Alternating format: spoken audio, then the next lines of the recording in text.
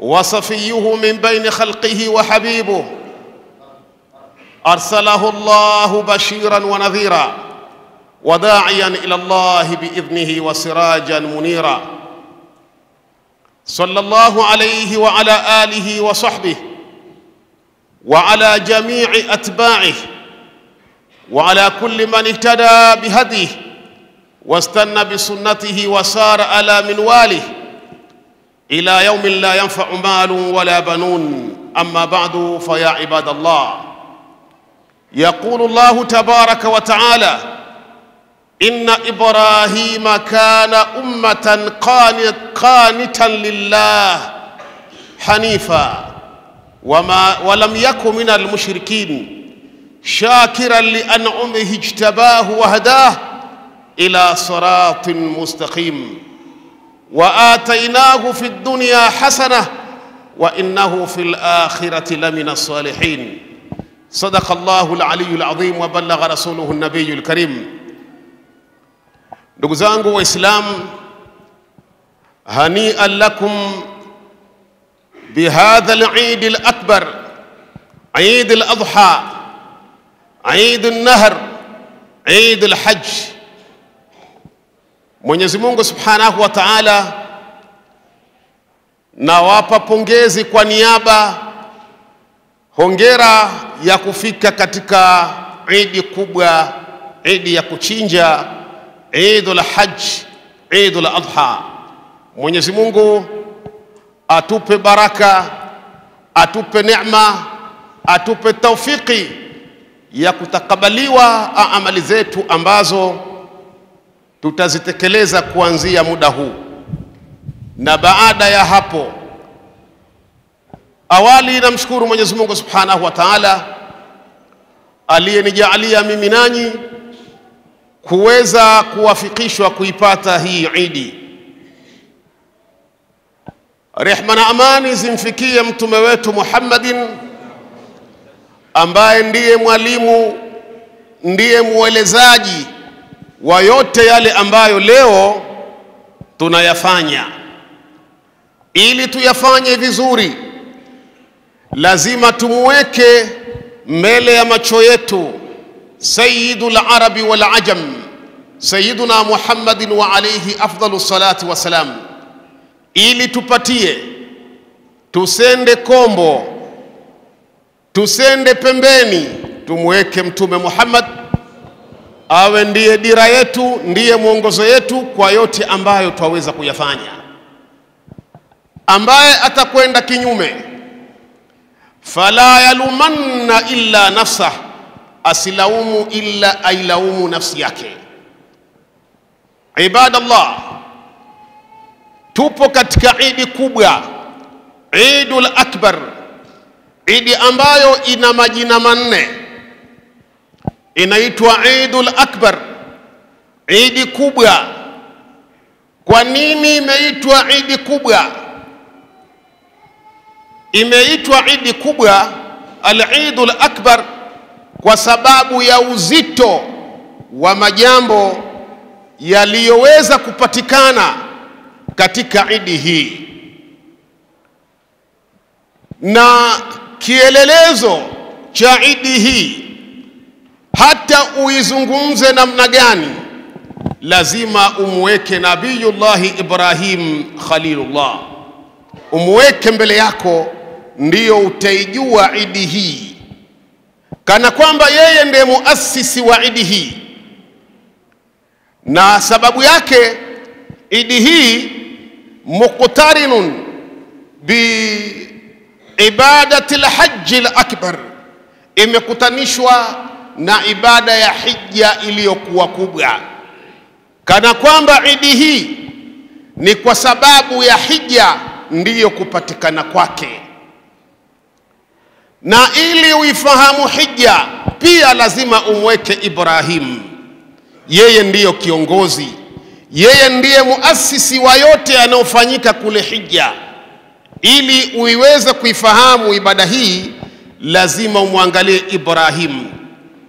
Kwa nini Ibrahim? Huyo ndiyo Abul Anbiya, baba wa manabii wote. ndiye aliyezaa mitume wengi, akazaa wajukuu wengi kuwa mitume, lakini akazaa pia vitukuu kuwa mitume, na silsila yake ndiyo ametokea Nabiullahi Muhammadin sallallahu alayhi wasallam. Ndugu zangu Waislamu, leo ni siku ya 10 ya Hija. Matendo ya leo ndiyo yameipa jina al-Eidul Akbar, kuitwa hii ni Idi kubwa. Leo ambayo kwa tarehe yetu ni leo, lakini kwa tarehe ya Makka ni jana. Leo yalikuwa yanafanyika mambo manne makubwa. La kwanza, baada ya kutoka Arafat, thumma afidhu min haythu afadha an-nas wastaghfirullah inna Allaha ghafurur rahim. Fa idha qadaytum manasikakum fadhkurullaha inda al-mash'ar al-haram. Walitoka juzi katika viwanja vya Arafa, mahala ambapo ni pakubwa mno, mahala ambapo ndiyo kielelezo cha Muumba. Na hata mwenyewe Mtume Muhammad alisema al-hajju Arafa, hija ni Arafa. Yote unayoyaona katika hija, mama wa hija al-wuqufu bi Arafa, ni kusimama Arafa, ambayo kwa mujibu wa maelezo ya kihistory, Arafa ndipo mahala ambapo Ibrahim alayhi salatu wasalam alijua kwamba ile ndoto aliyoiota hakika ni ya kweli na anapaswa amchinje mwanawe. Ni pale Arafa, pale ndio wanasimama, mahala ambapo Allah anajifakharisha, anasema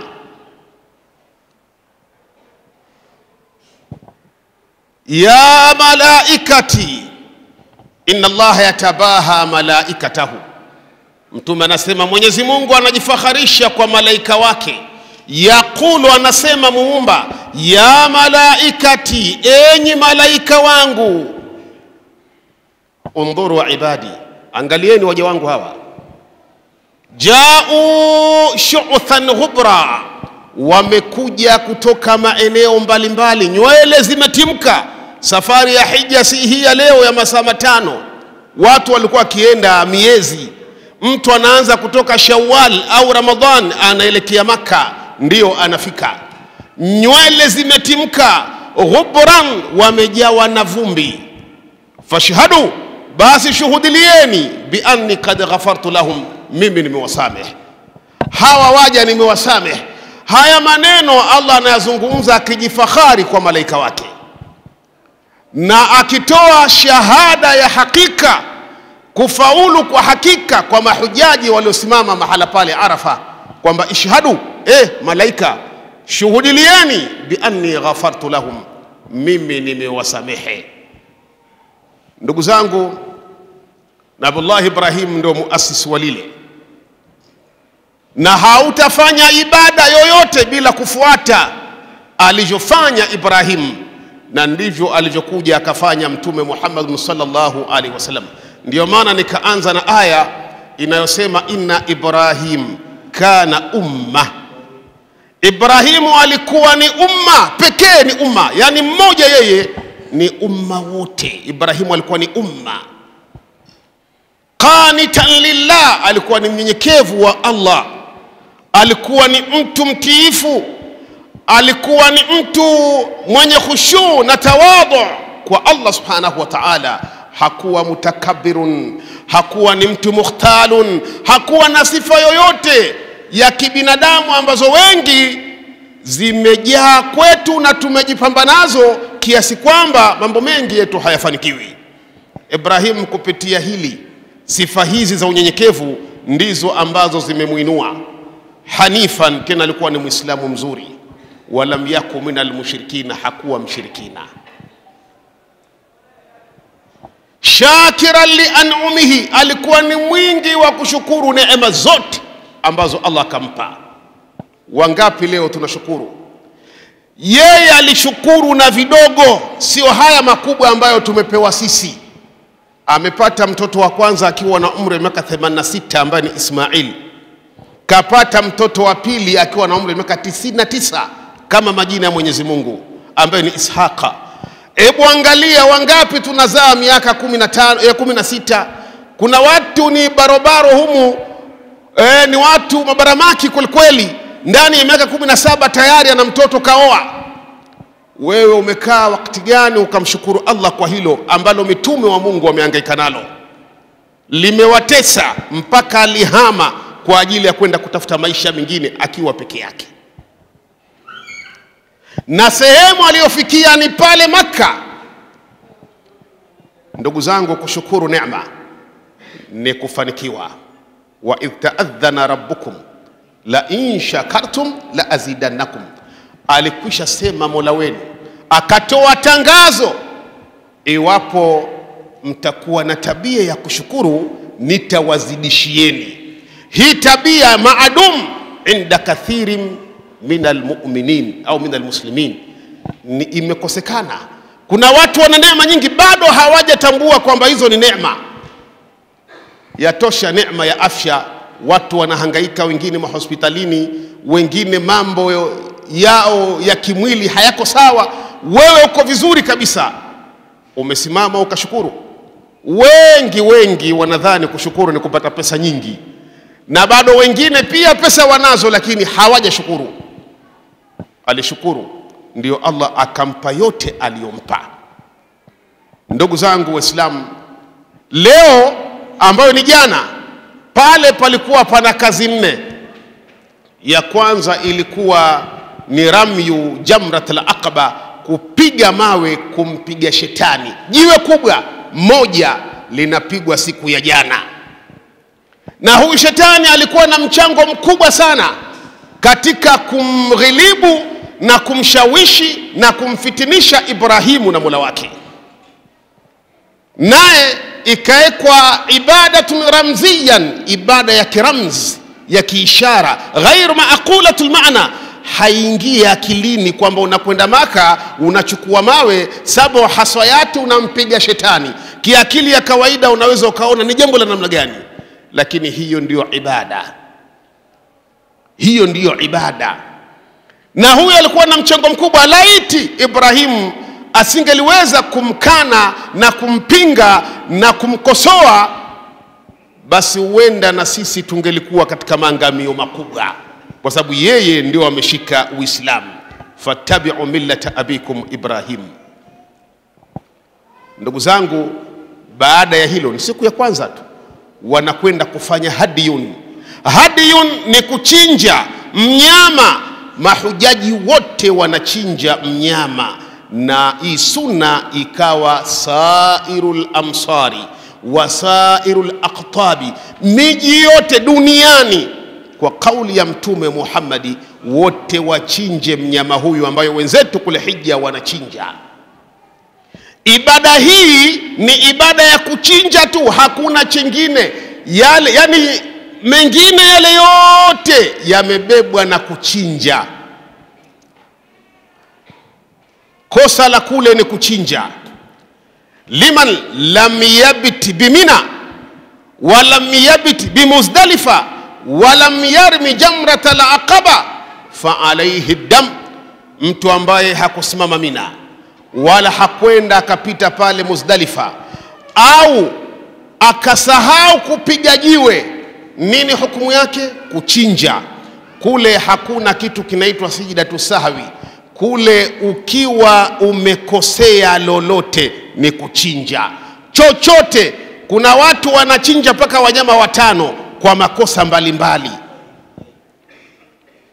Kwa hiyo unapokwenda kule unatakiwa uwe makini. Baada ya hapo wanakuja Maka, wanafanya alhalqu au takswiri, kunyoa au kupunguza nywele.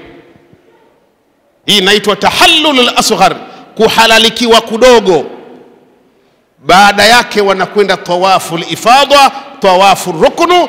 Wakimaliza hapo inakuwa tahallulul akbar, wamehalalikiwa kukubwa, hata kukutana na mkeo sasa halalan tayyiba.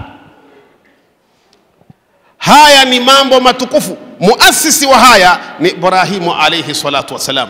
Allah anasema wa idh bawwa'na li Ibrahima makana albayti, hakika tulimweka Ibrahim sehemu za ile nyumba. Ilikuwa haipo, lakini ramani yake alishaitengeneza Allah subhanahu wa ta'ala kwamba hiyo nyumba itakuwa ya hali gani. Na tarehe inasema hakuna aliyejenga nyumba ile kabla ya Ibrahim, hajapatikana.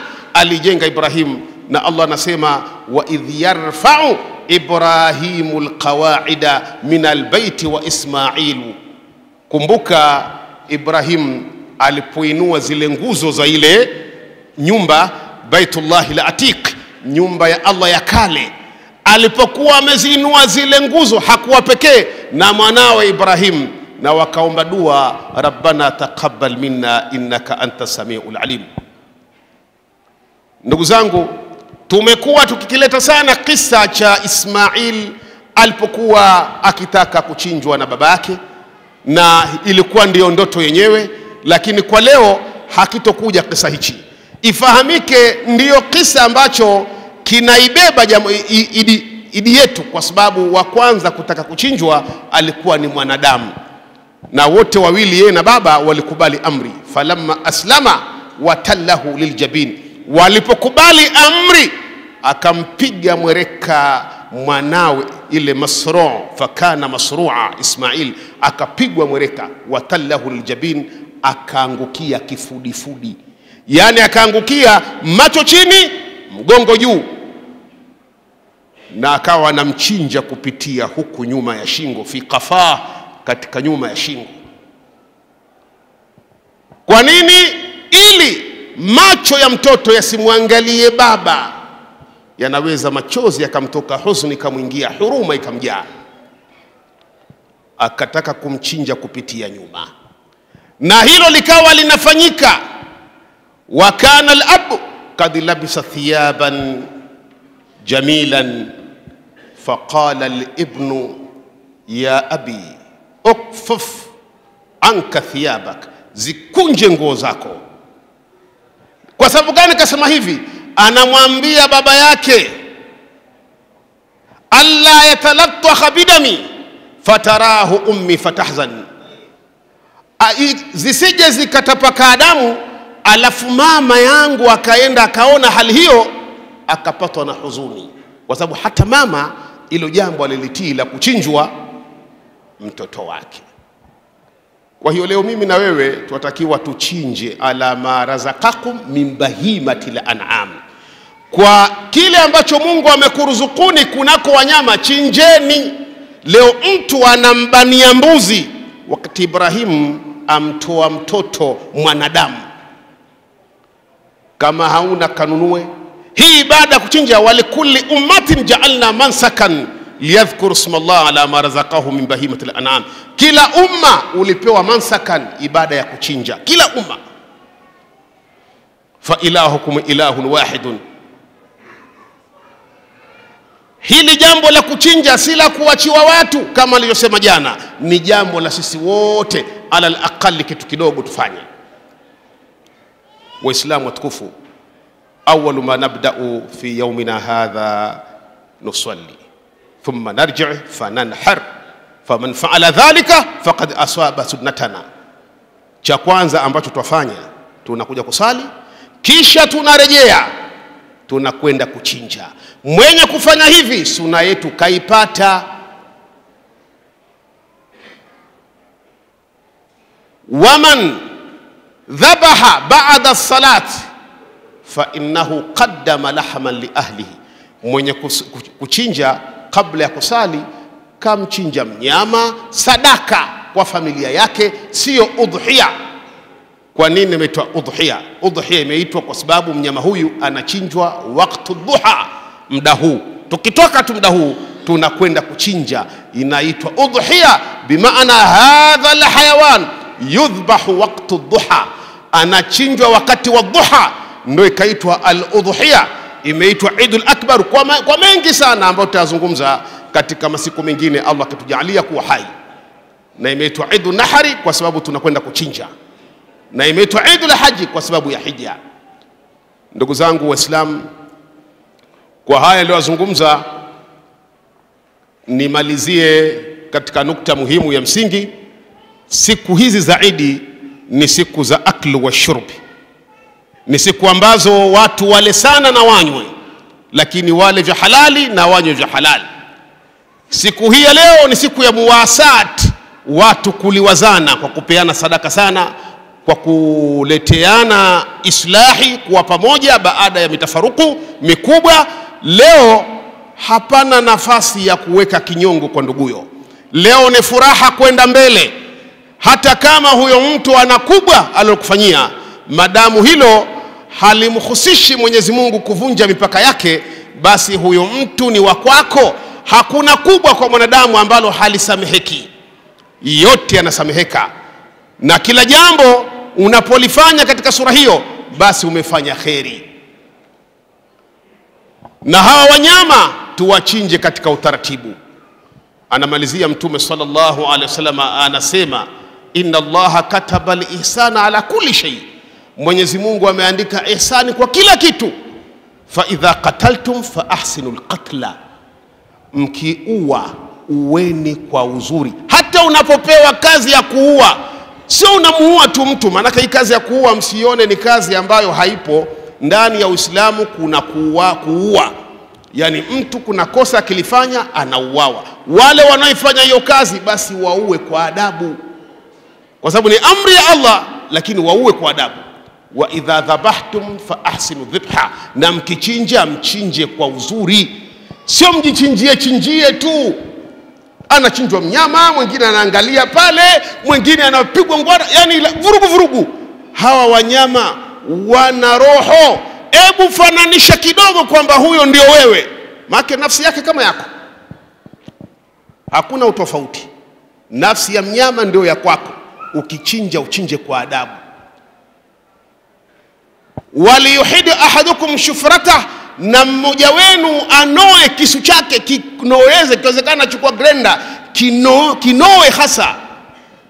Waliyurih dhabihatahu, alafu amstareheshe yule mnyama. Wakati unachinja unamstarehesha, umelewa, roho inatoka, unamstarehesha. Kisu kikali, sio unakata tu, unakata kama unakata mti, unatoa unakata tu. Kisu butu, unaleta dhambi, alafu unakosea sunna ya kuchinja, alafu unamtaabisha huyu mnyama. Inshallah khairi mengi ambayo ilipaswa niyazungumze, lakini haya toshe kwa sababu ya muda, na sisi tunakwenda